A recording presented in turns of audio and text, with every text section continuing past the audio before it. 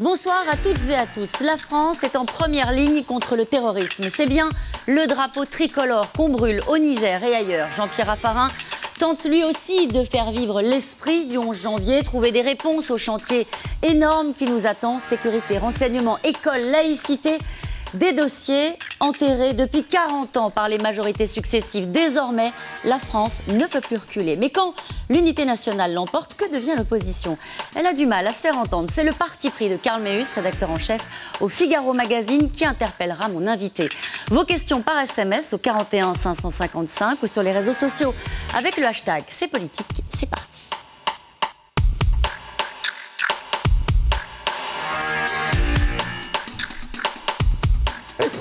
Première chose que l'on dit. Monsieur le ministre. 6 jours après les attaques terroristes, un Jean-Pierre Raffarin grave, en retrait, passe les troupes en revue dans l'immense camp militaire de Satori, le cœur du dispositif Vigipirate. L'objectif stratégique a été fixé par le président de la République, engager 10 000 hommes sur le territoire national. L'ancien Premier ministre est invité en tant que président de la commission défense du Sénat, mais pas question de voler la vedette au patron des armées, Le Drian. Raffarin silencieux, à part peut-être pendant la Marseillaise.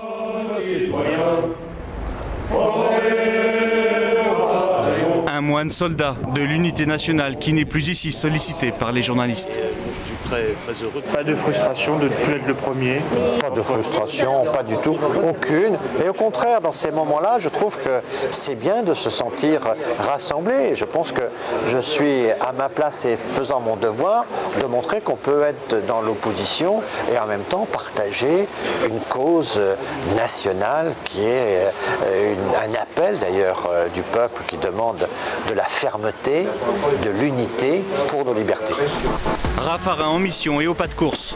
Quelques heures et 300 km plus tard, c'est à Loudun, l'un de ses fiefs, qu'il vient porter la parole de l'unité nationale. C'est sympa, merci beaucoup. Salut, ça va bien? Toujours un champion de Twitter. Où est-ce qu'il est passé le maire? C'est par ici? Allez, comment tu vas? Bonne année à toi. Une cérémonie de vœux en forme d'aveu. Ne comptez pas sur lui pour critiquer l'exécutif. Très franchement, il y avait longtemps que je n'avais pas autant applaudi un gouvernement de gauche qu'aujourd'hui au Sénat, par exemple. Mais quand le Premier ministre présente un certain nombre d'orientations avec force, quand le chef de l'État nous dit qu'il va revenir sur la suppression des emplois militaires, quand on a un certain nombre d'orientations comme ça, notre devoir est d'approuver ces décisions parce qu'elles servent la sécurité du pays et sans sécurité, il n'y a pas de liberté. Donc ça veut dire que sur le plan politique, il va falloir changer en effet un certain nombre de comportements. On ne pourra pas recommencer comme avant. On ne pourra pas que la droite contredise la gauche, que la gauche détruise ce que fait la droite. Et il ne va pas falloir décevoir. Parce que s'il y avait des déceptions, ce serait terrible.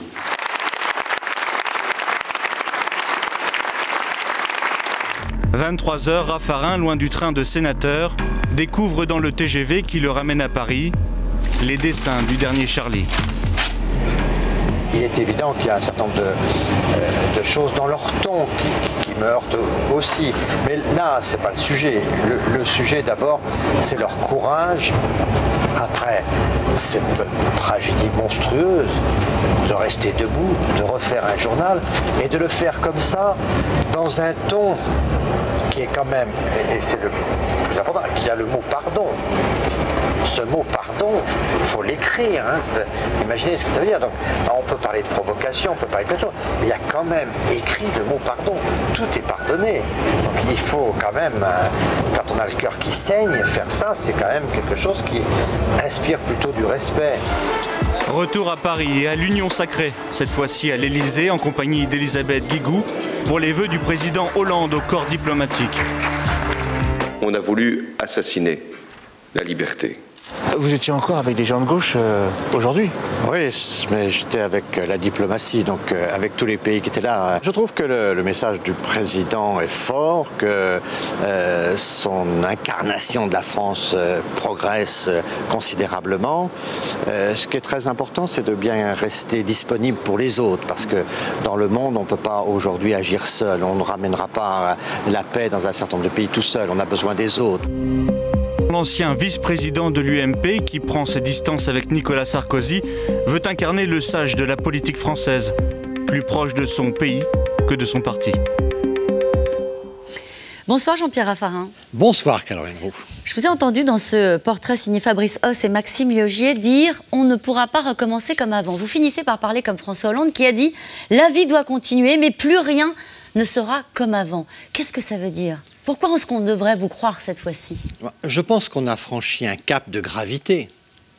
J'avais jamais connu ça dans la vie publique depuis le temps que j'en fais. Je ne sais pas si vous avez eu des moments aussi forts que ça. Je me souviens quand Jacques Chirac avait dit non à Bush pour la guerre en Irak. Je me souviens de quelques moments forts. Après les émeutes urbaines aussi, vous vous souvenez, on avait dit ce ne sera plus jamais comme avant. On va tirer les leçons. Il n'y a jamais eu un tel élan. Vous savez, moi en 2004, j'avais participé à la grande manifestation après les attentats de Madrid. Il y avait là, comme à Paris, beaucoup de chefs d'État et de chefs de gouvernement. Mais le peuple était assez révolté à Madrid. Il attaquait le Premier ministre de l'époque en disant « assassino », c'était difficile. Là, il y avait une forme de sérénité, d'apaisement.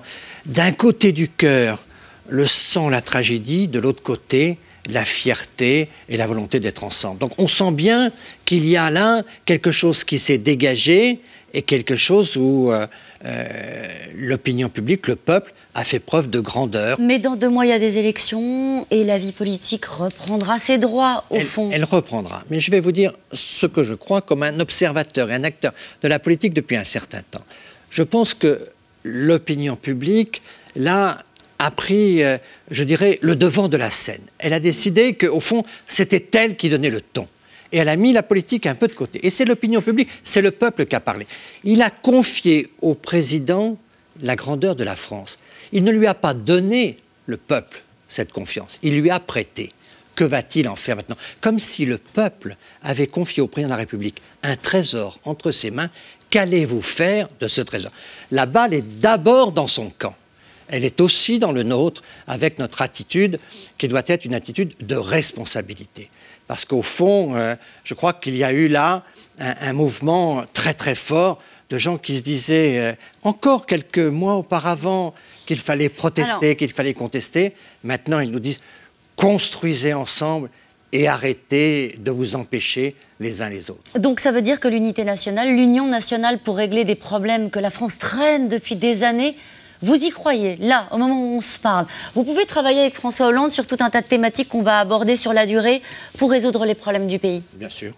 Je pense qu'on est dans une situation où si le président n'engage pas une initiative de cette façon-là, de rassembler, au fond, on va passer à côté d'une chance que nous donne le peuple. Au fond, cette grandeur du peuple, il faut que nous soyons à la hauteur. Mais ce serait quoi une réponse à la hauteur de la part de François Hollande ? Déjà, il faut qu'il la donne maintenant, cette réponse-là. Ou est-ce que vous lui laissez du temps ? Est-ce que les Français lui laissent du temps ? Non, je crois que la phase de deuil, la phase de commémoration est maintenant globalement passée et il faut la phase de l'action. Donc je pense que le président doit prendre une initiative majeure pour montrer qu'il est prêt à faire des choses différentes de ce qui était engagé auparavant. Ce serait quoi ? Mettons du concret derrière ces mots que vous venez de prononcer. C'est à lui de le définir. Moi, je pense qu'une conférence nationale des priorités, par exemple, sur les 12 prochains mois serait très importante. Par exemple, on veut défendre la sécurité, mais il manque à peu près 2,5 milliards dans le budget de la défense pour nos armées, parce qu'on engage nos armées partout, on multiplie les opérations extérieures et puis on réduit les budgets. Je crois que ce n'est pas possible. Aujourd'hui, le budget de la défense n'est pas assuré. Il y a des recettes exceptionnelles qui ne sont pas certaines, loin s'en faut. Je pense qu'il faut 2 à 3 milliards supplémentaires. Mais ça veut dire qu'il faut qu'on les prenne quelque part. Donc je pense qu'on devrait se mettre autour d'une table. Majorité et opposition. Majorité et opposition. Quelles sont les priorités ? On voit bien, dans tout ce qui se passe, il y a 3 priorités aujourd'hui qui s'imposent au pays.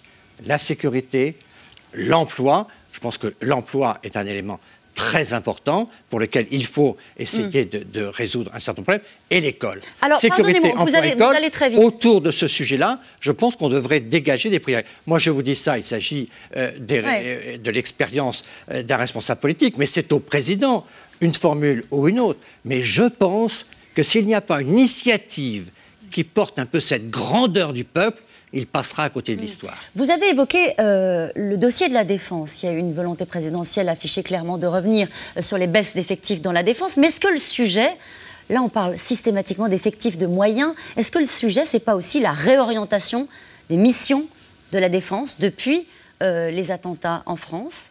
Est-ce que là aussi, vous attendez une forme de réflexion collective dans le cadre de l'esprit du 11 janvier pour savoir qu'est-ce qu'on fait maintenant? On fait la guerre, on se protège à l'intérieur des frontières du pays. Est-ce qu'on va la faire aussi en Syrie ou ailleurs, ou au sud de la Libye? Sur ces sujets-là de défense, notre pays n'est pas en retard et il a plutôt bien travaillé avec les livres blancs de 2008 et 2013. Donc je pense que, et sur les investissements techniques et technologiques, ce qui est très important, y compris pour les renseignements et naturellement pour les questions d'armement, mais aussi sur les questions d'organisation de l'État, ce qui a été créé par Nicolas Sarkozy, la communauté du renseignement, je pense que globalement, avec ces outils-là, nous sommes aujourd'hui plutôt en phase avec l'action nécessaire. Ce qui nous manque, je crois, ce sont un certain nombre de budgets. Et donc, il faut faire des choix.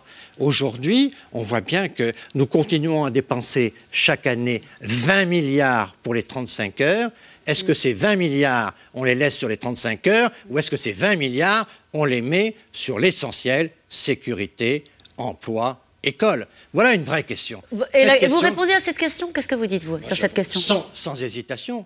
Il faut aller chercher ces 20 milliards que nous dépensons chaque année pour financer les 35 heures. Il faut mettre cet investissement aujourd'hui sur sécurité, emploi, école. Donc il y a un certain... Mais ça, il ne s'agit pas de le dire soi-même. Il s'agit de travailler avec des gens du pouvoir, avec des gens de l'opposition, essayer de construire une perspective. Pour moi, c'est une perspective d'abord budgétaire. Quel choix faisons-nous dans les 12 mois qui viennent?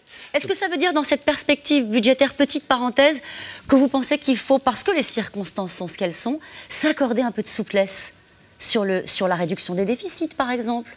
Je pense qu'il faut continuer à faire des efforts, mais par exemple, et pour répondre précisément, je crois qu'il faut sortir les questions de sécurité de toutes les actions qui sont celles des économies et des restrictions budgétaires. Là, vous adressez un petit message à Bruxelles. À Bruxelles, naturellement, parce que ça, Bruxelles, ce n'est pas tout à fait le même message. Nous avons un message français parce que nous faisons des actions de restriction et nous devrions sortir la sécurité de ces restrictions, mais ça veut dire qu'il faut faire des choix ailleurs. Et donc ça, c'est pour ça que je pense qu'il faut le faire ensemble. Bruxelles, c'est autre chose. C'est que Bruxelles devrait comprendre que les efforts que fait la France, ce n'est pas seulement pour la France, c'est pour l'Europe, et que ça mériterait un effort de l'Europe. Je suis vigilante, j'ai bien remarqué que vous n'aviez pas répondu à la question sur ce que doit faire aujourd'hui l'armée française, en concertation peut-être avec les autres puissances européennes ou internationales, sur l'attitude à avoir vis-à-vis de Daesh et Al-Qaïda. Est-ce qu'à un moment donné, répéter sur les plateaux pour les uns et les autres de dire « nous sommes en guerre, est-ce que ça doit se traduire, selon vous, par une offensive militaire sur ces territoires-là ? Certainement pas une offensive terrestre, par exemple, contre Daesh en Irak. Donc je pense qu'aujourd'hui, le programme tel qu'il est engagé me paraît raisonnable.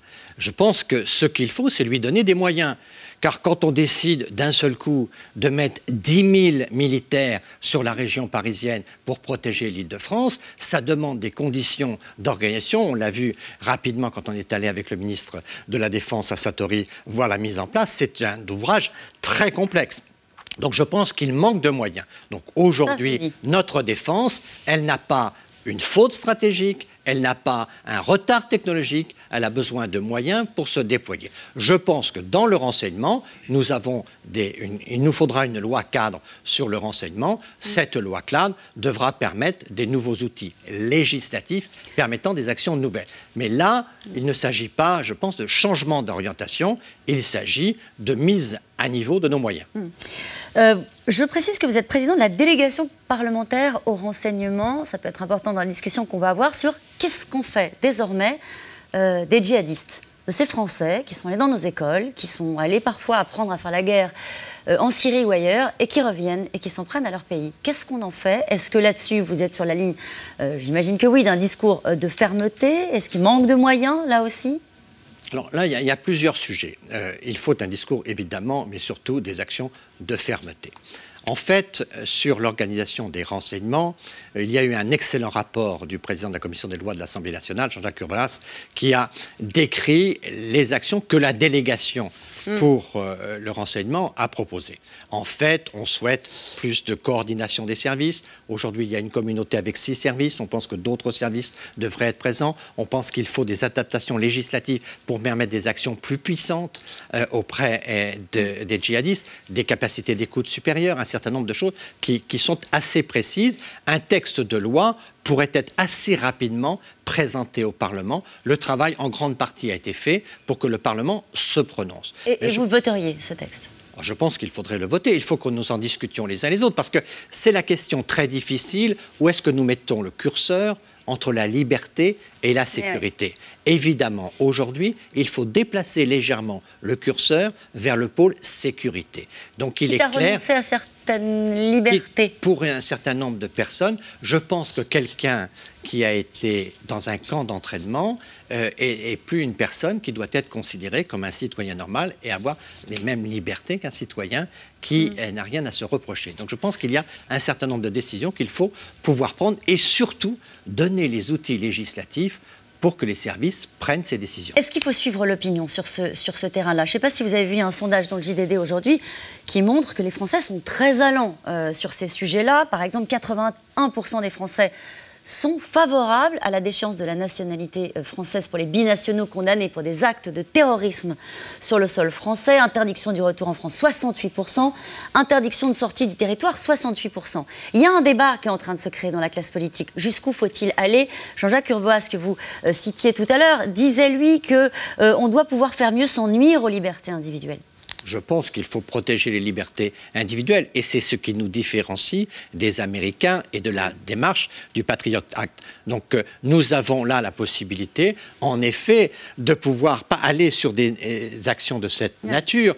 Quelqu'un qui est binational et qui a participé à une action terroriste contre la France, il doit perdre sa nationalité française. Quelle était cette manifestation que nous avons vue le 11 janvier? C'était une demande de France, c'était une identité qui était multiple, diverse, qui s'est exprimée, mais il y avait besoin de ces trois couleurs, du bleu, du blanc et du rouge. Donc quelqu'un qui brûle le drapeau, quelqu'un qui participe à des actes de terrorisme ne peut pas prétendre être français. Et donc il y a un moment, surtout que la question des binationalités, j'espère qu'on en parlera un jour, c'est une question difficile, mais il faudra quand même... Allons-y, pourquoi? Pourquoi c'est une question difficile? Parce qu'il y a un certain nombre de gens qui jouent de cette binationalité pour finalement ne pas adhérer au pacte français. Or, les Américains, les Chinois exigent que leurs citoyens soient complètement identifié à la nation. Qu'est-ce que vous mettez derrière cette phrase, ne pas adhérer au pacte français? C'est quoi dans le comportement? Ça veut dire au pacte républicain, c'est-à-dire au fond ne pas aimer la France, participer à des actions anti-France. On voit bien que dans nos quartiers, on voit bien que dans un certain nombre d'espaces de notre société, quelquefois, nous rencontrons des sentiments anti-français. Il n'est pas acceptable que des sentiments anti-français soient exprimés par des Français. Siffler la Marseillaise, c'est un sentiment anti-français. Dans les écoles, ça s'est produit. Voilà, ou en tout cas réagir à une minute de commémoration. Je pense qu'il est clair que nous devons avoir conscience qu'il y a un certain nombre de gens qui ont bénéficié de beaucoup de générosité de la France et qui, en retour, ne donnent que de la haine de la France. Ça, ce n'est pas acceptable. Oui, mais qu'est-ce qu'on en fait de ça? Vous mettez le doigt, au fond, sur le vrai problème qu'il y a derrière ce qu'on est en train de vivre. Qu'est-ce qu'on en fait de ça? À part leur dire il faut respecter le drapeau, à part leur dire ou les interroger pourquoi vous n'aimez pas la France, ou à part les sanctionner. Alors, je pense qu'il y a deux types de publics très différents. Il y a le public dit de délinquance, qui va jusqu'au terrorisme, où là, il faut des mesures extrêmement sévères. Par exemple, quelqu'un qui est allé dans un camp, qu'il ne puisse pas revenir dans le pays, même s'il a la nationalité. Et c'est pour ça qu'il va dans son autre nationalité, par exemple. Donc, parce que c'est bien facile de jouer sur la double nationalité, eh bien, allons jusqu'au bout. Tu as deux nationalités, tu n'aimes pas la France, tu vas dans l'autre. Donc, il y a un certain nombre de choses de cette nature sur lesquelles on peut réfléchir. Moi, je souhaite qu'on en parle, je ne veux pas avoir des idées brutales affichées. Et puis, à côté de cela, il y a tous ceux qui sont dans une situation plus sereine, à l'école ou ailleurs, mais qui ont des penchants à une forme d'hostilité de la France. Et là, il faut, par la pédagogie, mais aussi sans doute par une réflexion plus profonde. Je pense qu'il y a dans la situation de la société française aujourd'hui un manque de perspective, un manque de sens, peut-être même un manque de spiritualité. Et je pense que ce n'est pas simplement des cours sur la laïcité qui relanceront l'espérance. Et nous allons y revenir. Et nous allons, Jean-Pierre Raffarin, qu'il faut aller au-delà. Parler de l'école et de ce qu'on attend du gouvernement concernant la réponse que doit apporter l'école. Mais d'abord, ce reportage. Il y a un pays où les événements ont une résonance particulière, naturellement, c'est le Danemark. Il y a tout juste 10 ans, un quotidien danois publiait 12 caricatures de Mahomet. L'embrasement avait été immédiat avec l'une des pires crises internationales pour le royaume du Danemark. C'était à l'époque le drapeau danois qu'on brûlait partout dans le monde. Margot Chouraki, David Lemarchand sont allés à la rencontre des caricaturistes de l'époque. On regarde. Tout a été vendu. Tout est parti en moins d'une minute. 7 h du matin à Copenhague, vendredi. Charlie Hebdo vient d'arriver au Danemark. Sur les 300 exemplaires disponibles ici, seuls 12 chanceux ont pu l'acheter dans ce magasin. Évidemment, nous devons republier ce dessin, mais aussi les caricatures que les Danois ont faites, qui ont été publiées dans le Jyllands-Posten il y a quelques années. Le Danemark, le pays des 12 caricatures de Mahomet qui ont fait tant débat. Charlie Hebdo les avait reprises pour soutenir le Jyllands-Posten, mais aujourd'hui, le quotidien conservateur a préféré censurer la une des survivants, en s'expliquant dans un éditorial mais en refusant les interviews. Après les menaces et les tentatives d'assassinat, le président des caricaturistes assume l'autocensure au Danemark. Les terroristes sont toujours symbolisés par la bombe, et je crois qu'il va dessiner un oiseau qui est en train de chier sur la bombe pour l'éteindre, ce qu'on a bien envie de faire, ça c'est sûr. C'est pas à moi de juger Jyllands-Posten, mais ils ont peur, et ils ont réellement peur. Ils voient que ce qui s'est passé à Charlie Hebdo peut être répété à la rédaction du Jyllands-Posten. Ils ont une peur énorme. Et c'est tout simplement tous les employés de Jyllands-Posten qui ont dit ça s'arrête maintenant. On va plus faire ces histoires. Et c'est là où ils en sont. Ils se dégonflent. Bah oui, il faut le dire. Le journal Politiken, qui fait partie du même groupe de presse que le Jyllands-Posten, lui assume, quitte à exposer ses journalistes et à renforcer leur sécurité. C'est quoi que pardonner? C'est qui pardonne? C'est le journal qui pardonne les terroristes. C'est la prophète qui leur pardonne ou pardonne Charlie Hebdo. Tout ça, c'est pas clair. Alors, c'est cette ambiguïté que nous voudrions bien montrer. Et c'est à cause de ça qu'on a republié la couverture.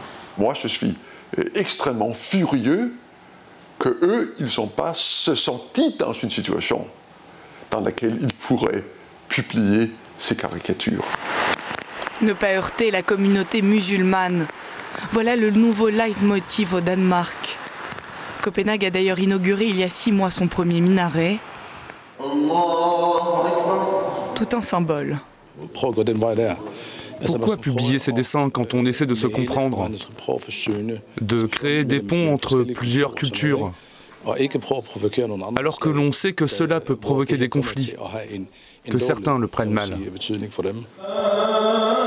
Il y a 10 ans, le Jyllands-Posten s'était excusé d'avoir publié les caricatures de Mahomet, et pourtant, les menaces perdurent au nom du blasphème. Ils sont menacés, mais nous aussi. On reçoit des menaces ici à la mosquée. Est-ce qu'il faut les prendre au sérieux? Encore une fois, nous ne voulons pas répondre par la violence. Pourquoi ne pas plutôt dialoguer au lieu de caricaturer? Je fais une reproduction très basique d'un dessin de Luz avec le prophète qui pleure. Thomas Toroche caricature les Parisiens en train de lire Charlie Hebdo, tout juste paru. Un dessin qui l'incite à la prudence. Vous dessineriez le prophète dans ce contexte? Je ne peux pas vous répondre. J'y penserai vraiment à 2 fois. J'y penserai vraiment à 2 fois parce que j'ai réalisé que c'était dangereux. Et les dessinateurs, les caricaturistes du Danemark, sont comme les autres dans le monde. Nous sommes très intimidés par ce qui se passe. Nous avons des familles. Reproduire la une de Charlie Hebdo en hommage, mais ne plus jamais caricaturer le prophète. L'autocensure est le choix pragmatique qu'ont fait les Danois, plutôt qu'une totale liberté d'expression. Tiens, quelle est votre réaction à ce choix qu'ont fait les Danois de ne pas heurter la communauté musulmane? D'abord, je dirais chapeau à Charlie avec leur courage. parce qu'eux ont eu cette force de surmonter toute peur. Et au fond, à la fois ceux qui sont les martyrs et qui ont été assassinés, mais aussi l'équipe de survivants par la une qu'ils ont publiée. Je trouve que cette une, elle est très très forte, d'abord parce qu'elle est fidèle. Les survivants ont été fidèles à ceux qui sont disparus. Et puis, en plus, elle a ce côté très esprit Charlie, avec le double sens du pardon. Mais ne serait-ce qu'écrire ce mot pardon, ça a dû être quelque chose de terrible. Donc c'est quelque chose de très très fort. Alors, tiré à 7 millions d'exemplaires, hein, oui, cette une de Charlie, et vous voyez ce qui se passe en ce moment au Pakistan, au Yémen, au Niger, où on brûle des drapeaux français. Il y a eu 5 personnes à Niamey ont été tuées. C'est le prix de la liberté d'expression? Écoutez, c'est une affaire très difficile. Je pense qu'il est clair que Charlie est devenu un symbole fort de la République française. Mais ce n'est pas la voix de la France.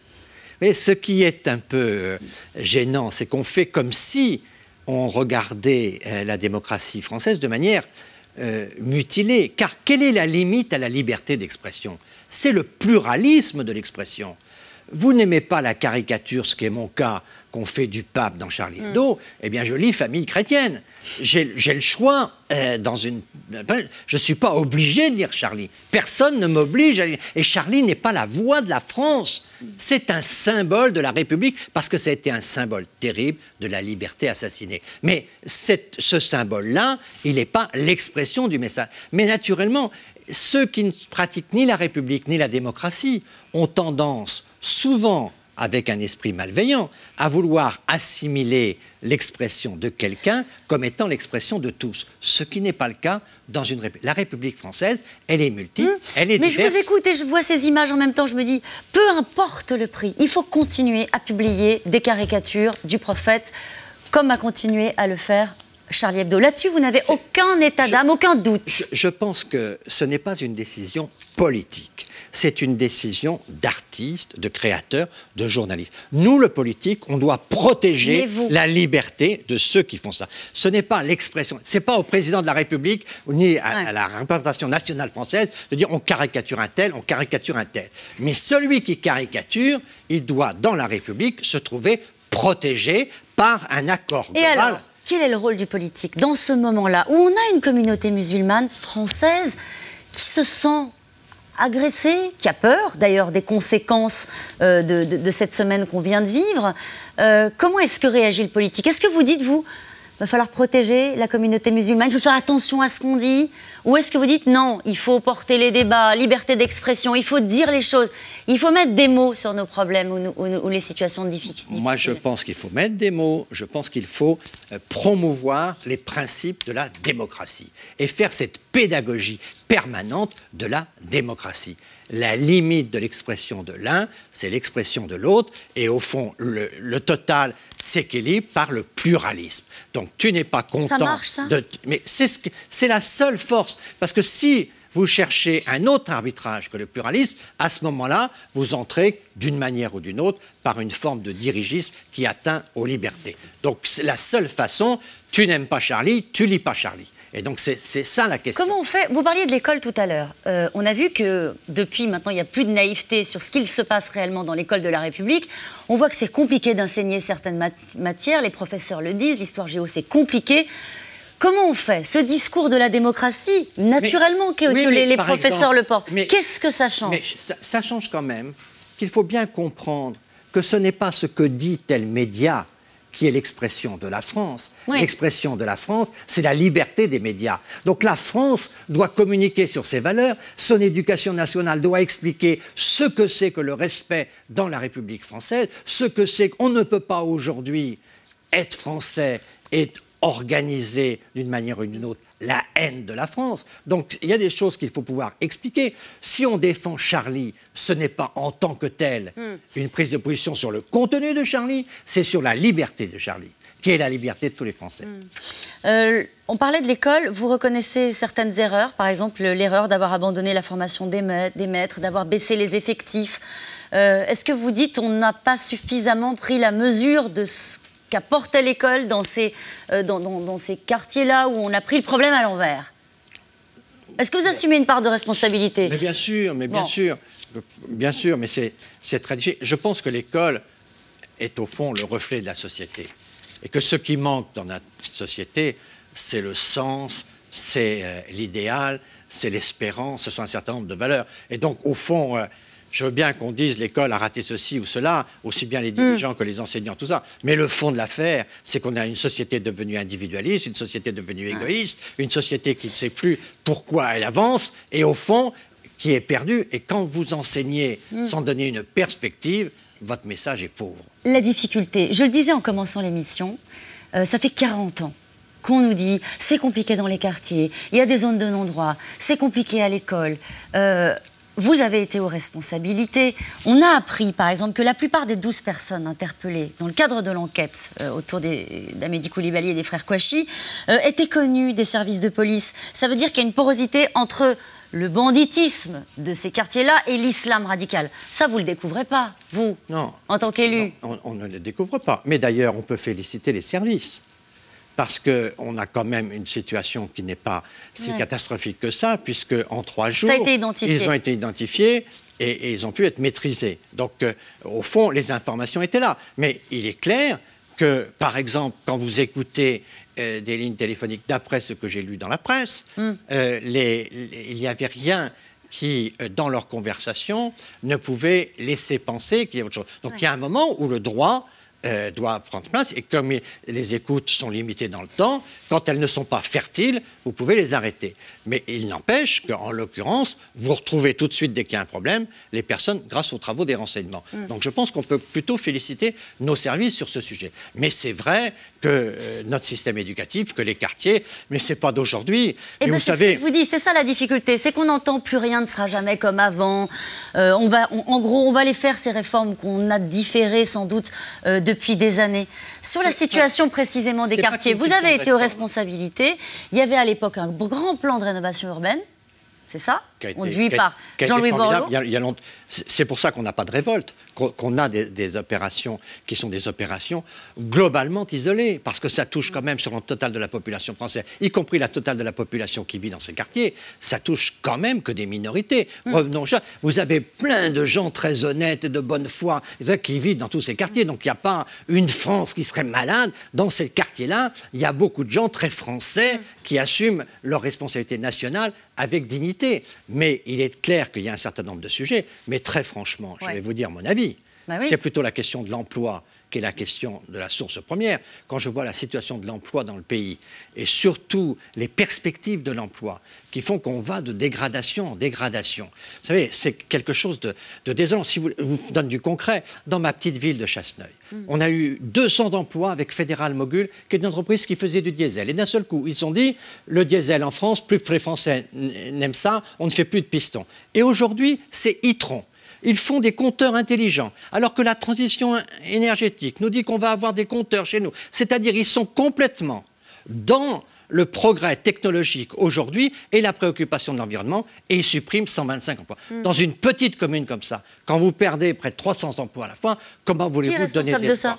Je pense que là, il y a les questions des pouvoirs publics aujourd'hui. Notre politique de l'emploi est une politique très insuffisante. Autant je dis bravo au Premier ministre pour la manière dont il s'est exprimé à l'Assemblée nationale, pour le courage dont il fait preuve, et je salue le Président de la République, autant je dis la politique de l'emploi est un échec. Et ce qui s'annonce pour les années qui viennent est encore plus désolant. Vous parlez de la projection l'UNEDIC qui prévoit aussi 104 000 chômeurs de plus en 2015. Il suffit de se promener un peu sur le territoire pour voir l'état des PME, de voir le bâtiment, les travaux publics, le logement, où on en est aujourd'hui. Donc la réponse aux fractures de la République qu'on vient d'évoquer, ça part de là. La politique de l'emploi, et notamment l'emploi dans ces quartiers, c'est la priorité des priorités. C'est pour ça que je vous dis, sécurité, emploi, école, c'est le même sujet, et il faut dégager un consensus national pour mettre les moyens sur ces 3 priorités. Arrêtons de nous disperser. La France n'a pas les moyens d'être championne du monde en toute catégorie. Au moins, soyons bons sur la sécurité, l'emploi et l'école. Et si on est bon là-dessus, le reste marchera mieux. Alors nous en revenons, j'ai envie de dire, à la politique. Marine Le Pen tente de faire entendre sa voix dans ce moment, mais le moment justement ne se prête pas au dérapage. Alors là, la présidente du Front National avance entre défense des libertés et discours anti-immigrés. Dimanche dernier, elle s'est mise en marge, elle a défilé avec les siens à Beaucaire, dans le Gard. Reportage Magali Lacroze et Pierre Dehorne.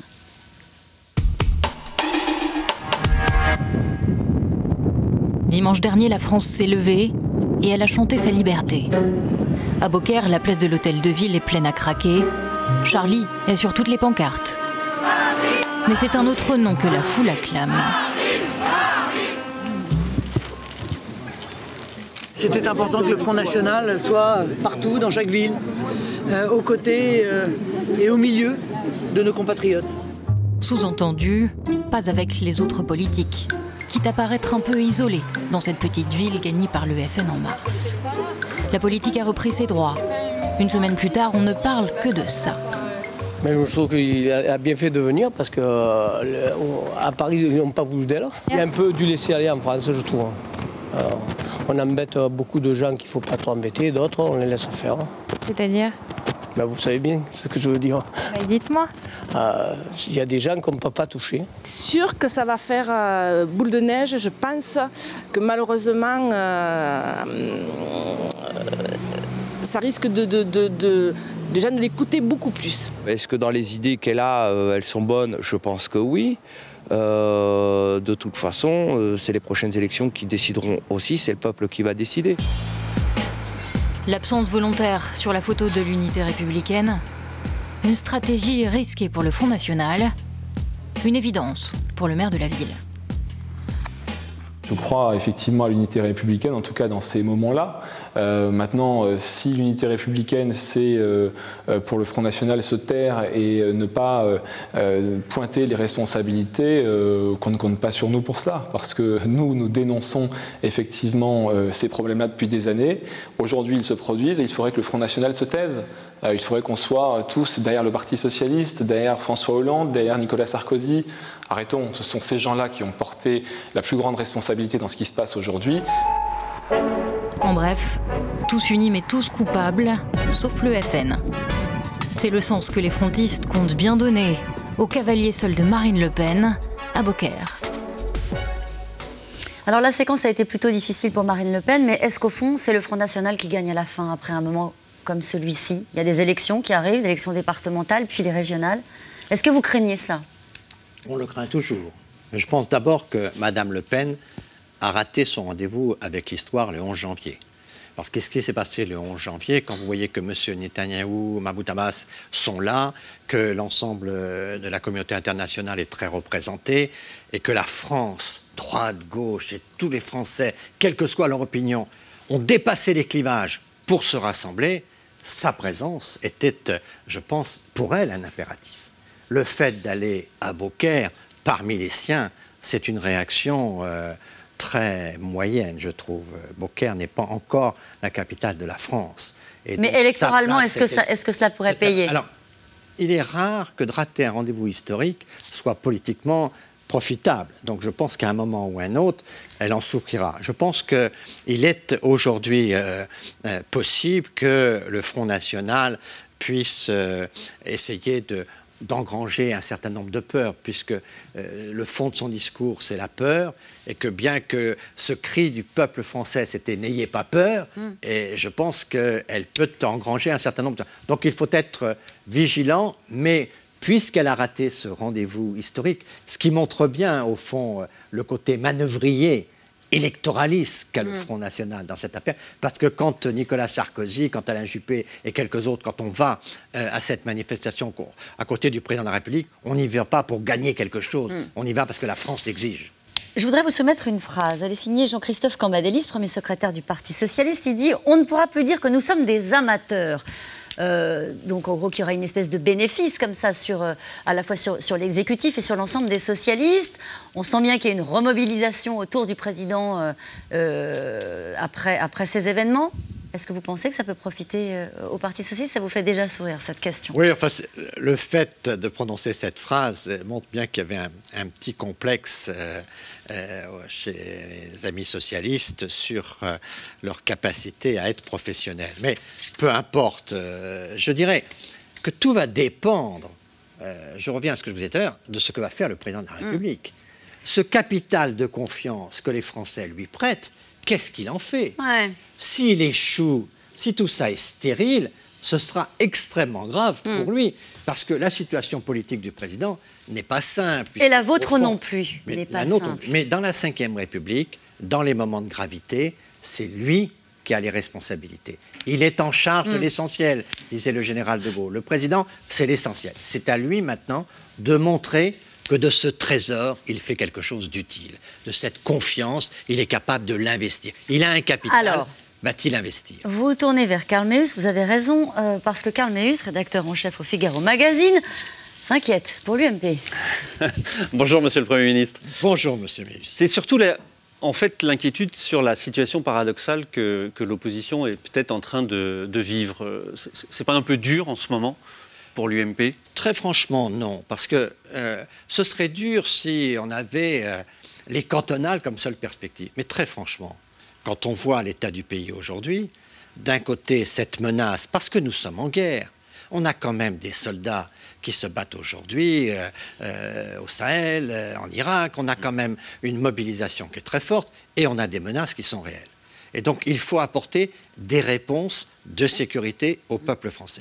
Et à côté de ça, on a un chômage qui se développe considérablement. Donc, on n'est pas dans une situation où on se dit l'essentiel, c'est les cantonales. Non, l'essentiel, c'est le redressement. Mais au fond, il y a un début d'année où sur deux thématiques qui sont assez fortes pour l'UMP, la sécurité et l'économie, je voudrais vous soumettre 3 phrases pour savoir si vous êtes d'accord avec ces phrases. La première, c'est Manuel Valls qui l'a prononcée lors de son discours à l'Assemblée nationale mardi.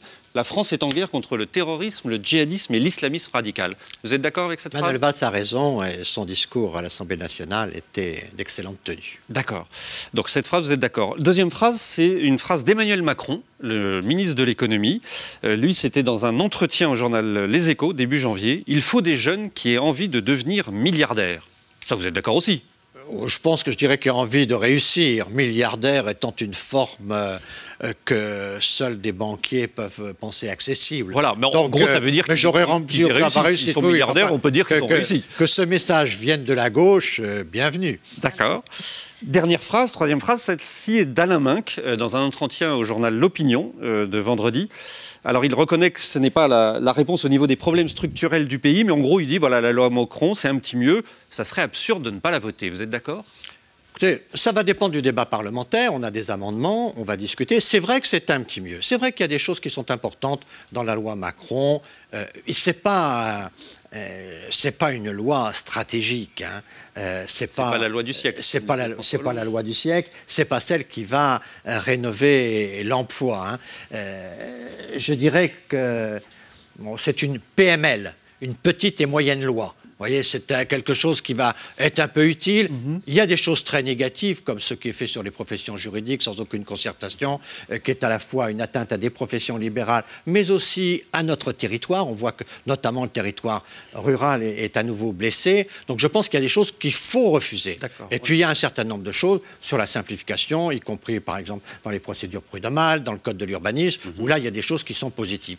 Disons qu'il y a un petit esprit libéral dans cette loi, et que moi, je ne serais pas contre qu'on l'encourage un peu, cet esprit libéral. Mais j'ai des raisons de voter contre, notamment les professions juridiques. D'accord, mais donc on voit bien là, sur ces 3 phrases, qu'à la fois sur ce climat, sur la sécurité, vous êtes d'accord avec le gouvernement, vous l'avez dit tout à l'heure, et que sur l'économie, sur l'entreprise, bon, au fond, la philosophie de la loi Macron vous plaît bien. Comment vous arrivez à vous opposer? François Mitterrand dit, écoutez, dans l'opposition, on s'oppose, mais là, on a l'impression que vous, dans l'opposition, vous n'allez pas vous opposer. Ah non, mais alors là, erreur. Pour le moment, il ne s'agit pas de mener une bataille électorale, et il faut rester rassemblés. Mais le reproche que l'on fait, nous, au gouvernement, c'est qu'il n'y a pas de politique de l'emploi dans ce pays. On n'inverse pas la courbe du chômage comme on a promis qu'on l'inverserait. C'est ça la faille, c'est la grande faille, c'est la faille qui est irréductible entre eux et nous, c'est une faille que nous voulons combler, c'est tout le travail de notre projet. La loi Macron ne permettra pas de créer la loi Macron, je vous dis, elle a un impact tout à fait limité. C'est quelque chose qui n'est pas à la hauteur de la situation. Donc c'est l'un des gadgets législatifs qui ont été proposés. Je pense qu'il y a des choses positives et que c'est vrai que M. Macron est sans doute un ministre qui a plus le tempérament, un peu quelque ADN libéral, tempérament libéral. Donc c'est pas à nous de lui porter les coups les plus durs. Mais le fond... Mais Macron plus Valls, ça fait mal. Mais voilà, en fait, c'est ça. Non, mais même M. Valls, que vraiment j'apprécie à la fois dans les circonstances et qui a des qualités politiques. Mais il ne pourra pas avoir notre accord sur son bilan si la situation de l'emploi reste ce qu'elle est. On peut discuter de plein de choses, on peut faire beaucoup d'initiatives et je peux saluer la transition énergétique de Mme Royal, je peux faire beaucoup de choses, mais le fond de l'affaire, c'est l'emploi, mois après mois. Et comment voulez-vous qu'on ait un message sur les jeunes aujourd'hui, y compris dans nos quartiers, quand l'emploi continue à se dégrader? Alors juste, je reviens sur la sécurité, je voudrais vous faire réagir cette fois-ci. Juste dire oui ou non si les mesures proposées par Manuel Valls, vous y êtes favorable. Alors on n'a listé pas évidemment la totalité, mais par exemple la création d'un fichier pénal terroriste, vous êtes favorable? Plutôt, mais il faudrait bien définir ce que c'est que ce fichier pénal. Bon, c'est plutôt un oui. Que les informations et les renseignements sur ces sujets, je ne suis pas hostile. Renforcer les embauches d'agents à la DGSI. Alors la DGSI, c'est la Direction Générale de la Sécurité Intérieure. C'est une politique qui concerne tous les effectifs de la DGSI, mais aussi des forces armées. Et donc là, je pense qu'il faut aller plus loin que tout ça. Je vous le disais, rien que pour notre budget de la défense, il s'agit de 2 à 3 milliards. Donc au total, ça veut dire qu'il nous faudrait à peu près 4 milliards supplémentaires. Oui. Donc il faut aller plus loin. C'est oui, peut mieux faire. Surveillance des déplacements aériens des personnes suspectes d'activités criminelles. Bien sûr. La fameuse liste. Et la création de quartiers spéciaux dans les prisons pour les islamistes les plus radicaux. Nous pensons que là, qu'il faut sans doute expérimenter des solutions qui ont été prises dans plusieurs pays, menacés aussi par le terrorisme, comme l'Arabie Saoudite, où il y a des camps ou des structures de déradicalisation. Et donc, je pense que ce qui est très important aujourd'hui, c'est qu'on voit que nos prisons, c'est là où nos délinquants se font des carnets d'adresses. Donc c'est là que le petit terroriste rencontre le grand terroriste. Et que c'est comme ça que les gens progressent dans la carrière. Donc c'est dans nos prisons, donc il faut vraiment les isoler. Donc moi je préfère des structures de déradicalisation plutôt que de les mettre là où ils vont trouver la main-d'œuvre nécessaire pour leur projet néfaste. 4 oui sur ces propositions. Sur la loi Macron, je ne reviens pas dans les détails, vous nous avez dit il y avait à part les professions réglementées, le reste ça vous convenait. Est-ce que vous pouvez laisser le FN être le seul opposant au gouvernement et au président de la République? Je pense que c'est sur l'emploi que nous faisons notre identité. Là, dans les situations où on est, il est clair que nous nous satisfaisons de voir que les socialistes qui n'ont pas eu une réputation dans leur histoire d'être passionnés par les questions de sécurité, venir à des sujets comme le sujet sur du fichier terroriste. Donc qu'il y ait de voir le développement... C'est pas un chèque en blanc, dit Bruno Le Maire. Hein. Voilà. Mais je pense que c'est pas un chèque en blanc et de toute façon, que personne ne se trompe. Le rendez-vous sera sur l'emploi. Et c'est sur ce sujet-là... C'est un mauvais moment à passer pour l'UMP. Mais non, il ne s'agit pas de mauvais moments, il s'agit d'avancer sur les questions de sécurité. Mais ce n'est pas parce que la gauche vient sur nos sujets, vient sur nos méthodes, que nous allons lui refuser cette clairvoyance nouvelle. Donc, bienvenue si on fait de la sécurité une priorité. Ça n'empêche, on les accompagnera sur la sécurité, mais nous serons très vigilants et nos propositions seront très tranchantes sur la question de l'emploi. Regardons la situation des PME, des artisans, des auto-entrepreneurs dans notre pays.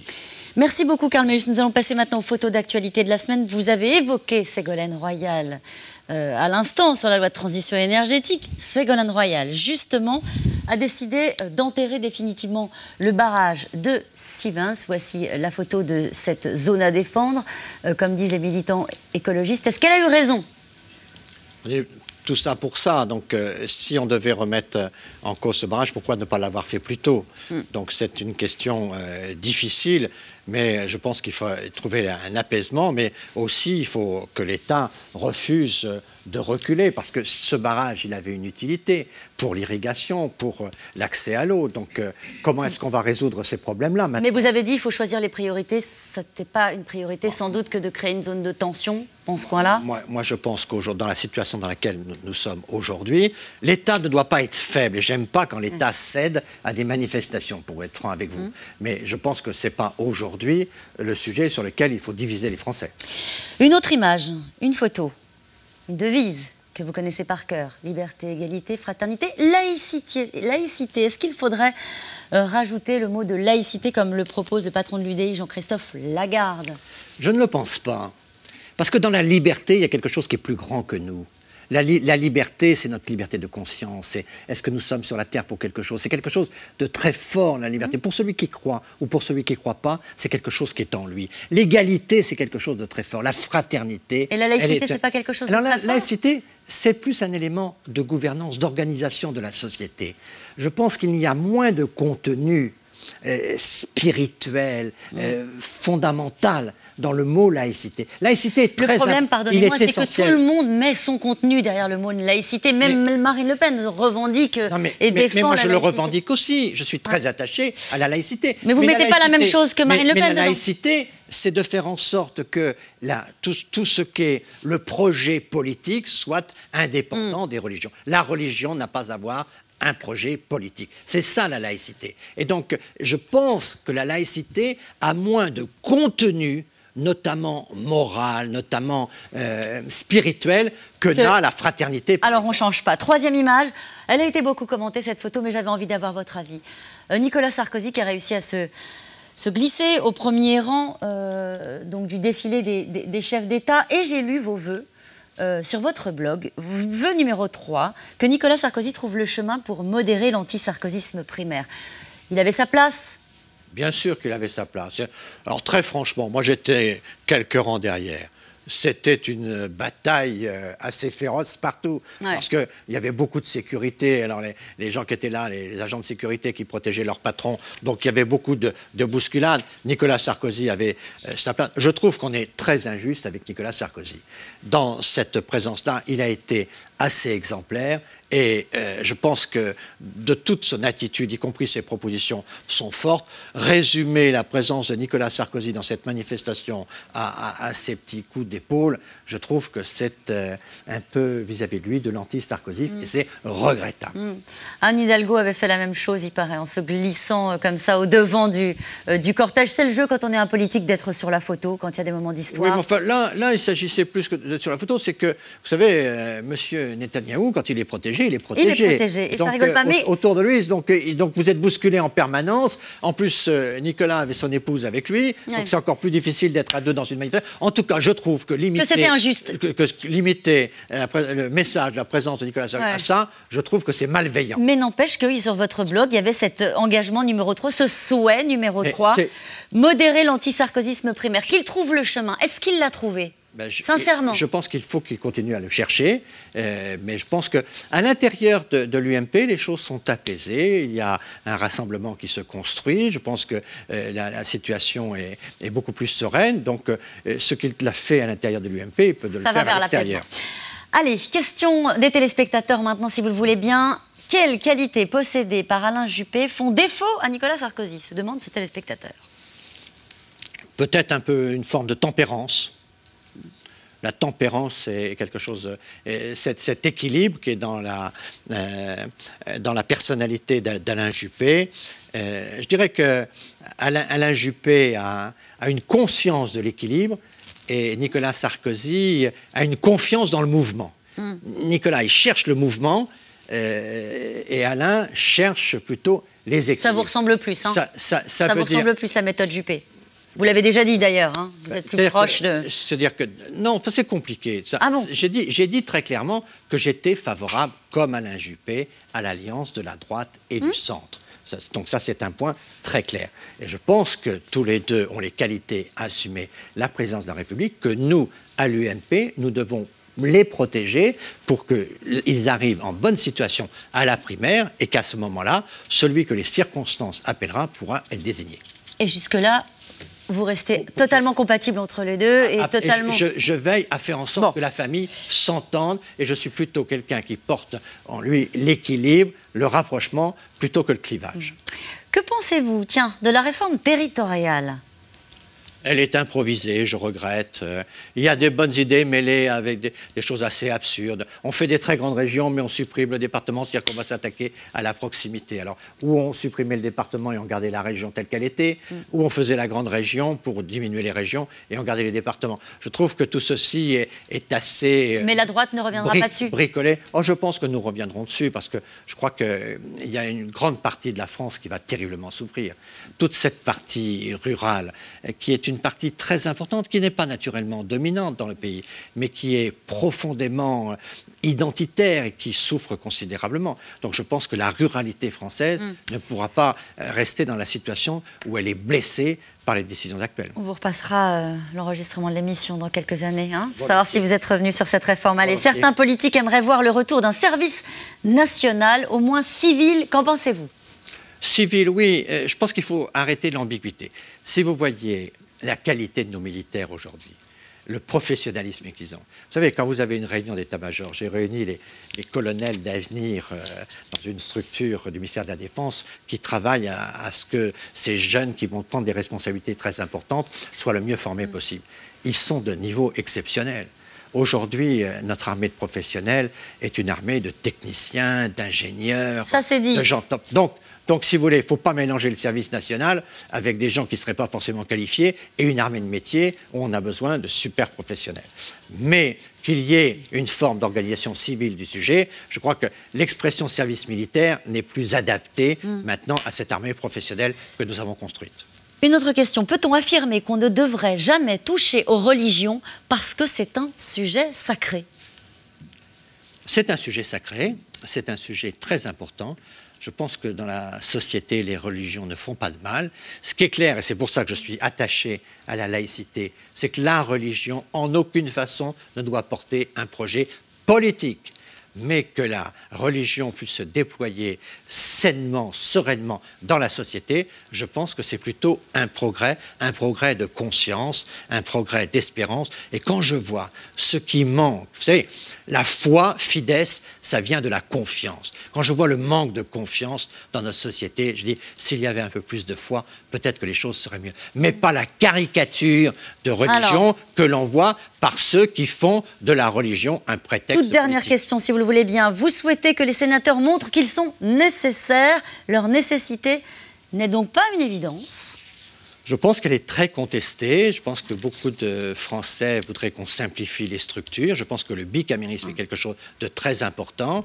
Et je crois que tout élu doit assumer tous les matins son besoin de légitimité. Il faut qu'on se mette en cause systématiquement. Tous les matins, il faut se lever en se disant les Français mettent mon... Je pense que c'est ça. Bon. Je pense ça. Il faut faire en sorte qu'on réponde à cette question. Merci à quoi je sers? Merci beaucoup, Merci Jean-Pierre Raffarin. C'est la fin de cette émission. Vous retrouvez demain Yves Calvi, 17h50 pour C'est dans l'air dans un instant. Votre magazine, on n'est pas que des cobayes. Belle soirée sur France 5.